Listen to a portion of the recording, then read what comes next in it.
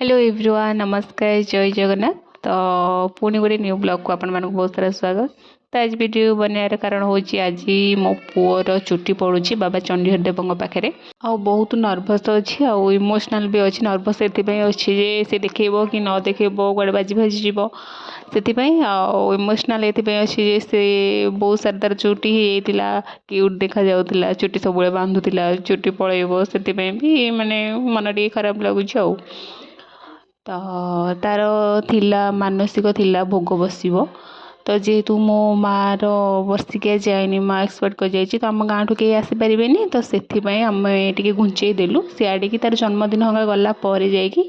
बढ़िया से तार भोग बसिबो मंदिर रे। आउ एबे तो चुट्टी पकाइरे कहारे भी इच्छा नथिला कौन पाएंगी तार आ गोटे मास पर जन्मदिन आसुची तो से भल देखा जीवनी चुट्टी नथिले समस्ते चाहूले कि तार जन्मदिन गला पर चुट्टी पकाइबा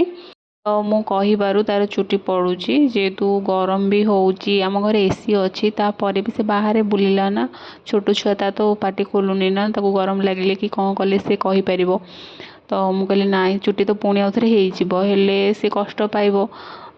बेचारा कौन पाई चुट्टी पकईदेले ही भल।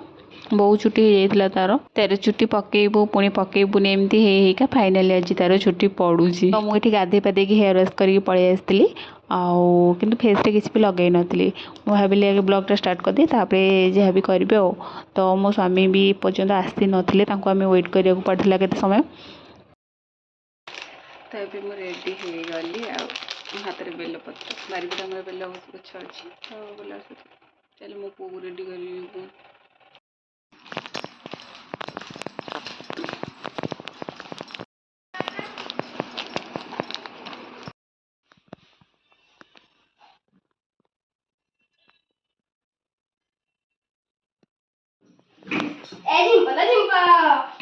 बस छाड़ टकला आज रे पुओ तो आज तो लास्ट फोटोटा चुट्टी तुम साइड हो अंधार पड़ुची अनेलु रुडुलु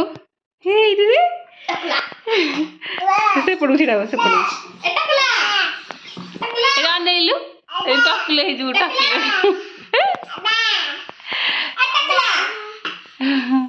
अनेलु अनेलु एडे। तो तापर आम बाहर पड़ू मंदिर को आम जाइलु मम्मी मु आउ मो स्वामी आम जन छोट ननद हे जी कि मो पुओ को सब धरा धरी करने आसती तो से कहले भाउज मुझे तो आम भी सांगे नहीं पलैलु और रास्ता सारा मो पुओर मु खाली चुट्टी की आगे मारे जाऊँगी जे आउ चुट्टी अच्छे आसला बेलू चुट्टी न रास्ता सारा मुझे तार चुट्टीर बहुत सारा वीडियो बन देती। तो लास्ट टाइम जेहेतु मम्मी आम सांगे जाई नथिले सी जाइथिले बाइक रे आम दिवर नहीं छाड़िबा पई तांको से कार रे जाई परिबेनी बोली मना कर देथिले। आमे बाहर पड़थलु 3 जण आ मते ना चंडेश्वर मंदिर माने बहुत पसंद आ मु जते झियो थिला मो स्टोरी मु कहूची मु जते झियो थिली ना तो मु प्राय माने सोमवार जाए मंदिर को प्रति सोमवार कह गले मु मंदिर को जाए मत भल लगे और शांति जो शांति लगे ना मंदिर रे माने आसवाई मत इच्छा हुए मंदिर जेहेतु मुझे छोट छोट पिला ट्यूशन करी मु सका सका भोर भोर पलाए आउ 7टा 7:30 भितर एमती मंदिर रिटर्न करे पिला माने पलि आसते ना मुझे एमती आउ लेट रे जाइपारे ना कौन पाई ना खरा हो जाए आउ जीवाक इच्छा हुए तो सका सका मुझे जाए सका सका गले जो शांति लगे ना मत आसवाई इच्छा हुए टी समय मुझे बसे मंदिर बुल सारापर मुझे समय बसे आउ एबे तो मुझे जाई पारुनी आग भली किंतु मते जेतेबेले भी टाइम मिलूची आउ जेतेबेले मोर इच्छा होची आंको कहदेले ये मते नहीं जाउछन्ते मंदिर को आउ मु जहाँ भी बाबा को मागिची ना डेरी रे हो पछे मते मिलुची आउ आपण माने भी बाबा को ऊपर भरोसा विश्वास रखंतु आपण को पई जहाँ भल से सेटा ही देबे। तो मु बहुत गपी देली एबे रही जाउची तो आमे आसी पहुंची जाइथिलु मंदिर रे आउ मु जेउथि पई डरुथिली ना से ही हैला तो कोन हैला आगु को देखले जानि परिबे। तो ये चुट्टी मो पुअर मानसिक पई रहिला तार 2-3टा जगह मानसिक अच्छी चुट्टी पड़ापी तो मु रखी तो आमे भाविलु से कांदो बोली कि से कांदी नाला तार चुट्टी गुड़ा ता मुहर पड़गला ना से भल लगे से खुँ खुँ है बस आउ जो जनक तार चुट्टी काटुले ना ताके खाली से चाहूला से ता सारे कौन हो भाविकी सी टे खुँ खुँ होता बस बेस जोर भी कांदी नाला तो ताकू मोबाइल देखी देखी आम तार चुटीटा काटी देइथिलु आउ मुंडटा जो एपट सेपट कला तार टिके बाजी जाइथिला टिके ब्लड बाहरी जाइथिला।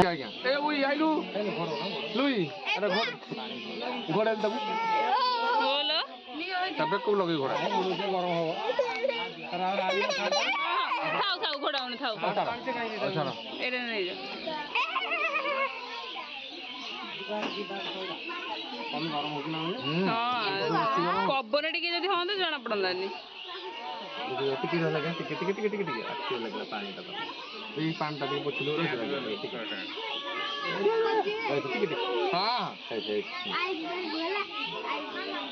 नहीं देखी बाजी जियो फोन दिखाओ फोन दिखाओ फोन दिखाओ फोन बाजी जियो रो रो बाजी जियो देखी देखी बाजी जियो साउंड दो ना साउंड दियो चुटी तार आगु काढ़ी दियो जो पड़ुची बाजी गला बाजी गला कि बाजी गला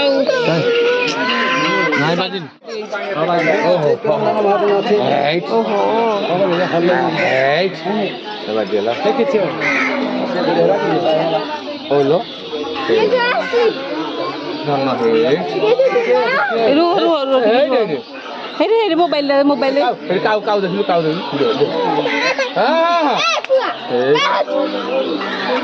धन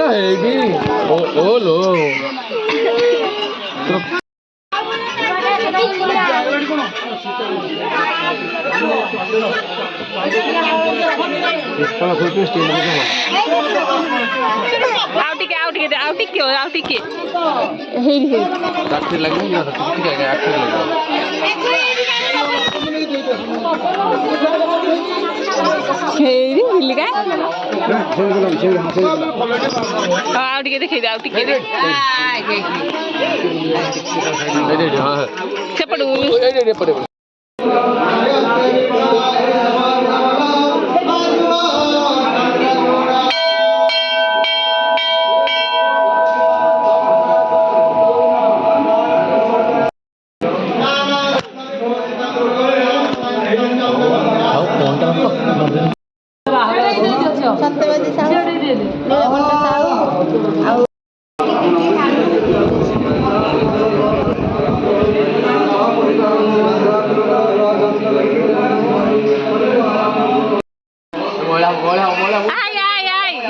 तो सब भलरे भलरे सरीगला मो पुओ ठाकुर को चुटी देकी पळि आसला आ ठाकुर दर्शन भी कला भल से आ चंडेश्वर मंदिर रे सबुले काकरा छणा हुए ना तो मुझे कहली काकरा नहीं आस बोली और सेठी काकरा छणा होता तमें घर को काकरा नहीं आसलु